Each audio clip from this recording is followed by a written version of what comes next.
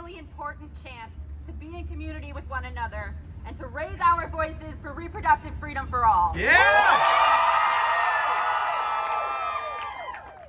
Personal privacy and reproductive rights are among our most important constitutional liberties. I don't think I need to tell any of you this, though. It's why we're here today.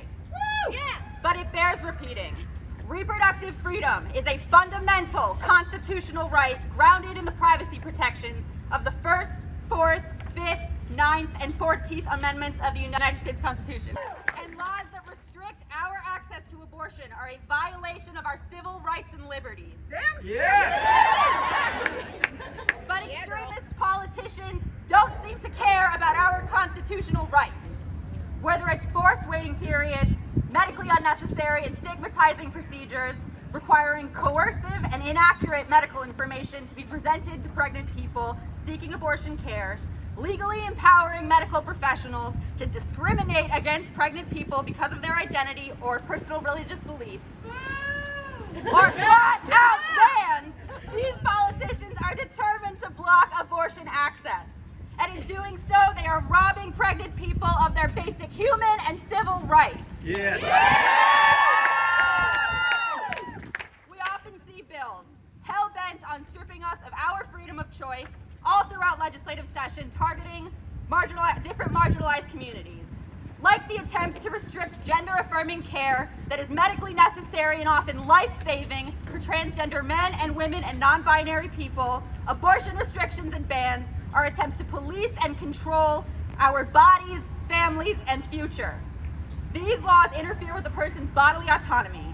They restrict a person's right to decide whether and when to bear a child. They subject people who need abortions and their healthcare providers to discriminatory treatment, and they use state power to force a body, family, and future on people who can get pregnant and those who love us. All people should have the ability to make decisions about their lives and their bodies, to access abortion care when they need it in the way that works best for them and with the guidance and support of providers they trust. And by people, I mean everyone. People of all races, religions, sexual orientations, and gender identities and expressions have abortions. Yeah! Bans and restrictions disproportionately affect communities that have survived systemic oppression and people who hold multiple marginalized identities. We've seen it again and again. Restrictions to abortion care disproportionately harm Black and brown people, people struggling to make ends meet, those who are already parenting, folks in rural areas, undocumented immigrants, LGBTQ and Two-Spirit people, and young people. Let's be clear. Attacks on abortion care won't stop South Dakotans from needing and seeking abortion care. They'll just ensure that the most vulnerable South Dakotans have a much more difficult and costly experience accessing it. When someone decides to have an abortion, it should be safe, accessible, and free from punishment or judgment. It is beyond time for South Dakota to recognize that abortion care is essential health care. It is our right. It is our right to shape our families, to access health care we need, and to decide when or whether we have children and how we shape our lives. In the face of unprecedented restrictions and a Supreme Court stacked against us, now is the time to show up and fight for our communities just like you are doing today. And when it comes to abortion rights in South Dakota right now, every action matters. We must keep going, and we must do so in solidarity with communities who are continuously subject to legislative attempts to control and police our bodies and to violate our constitutional rights. Yeah!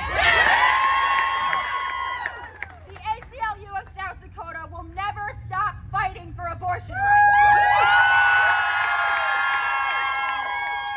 But we need your help to keep showing broad support for abortion access and demonstrate our fierce opposition to attempts to roll back our reproductive rights.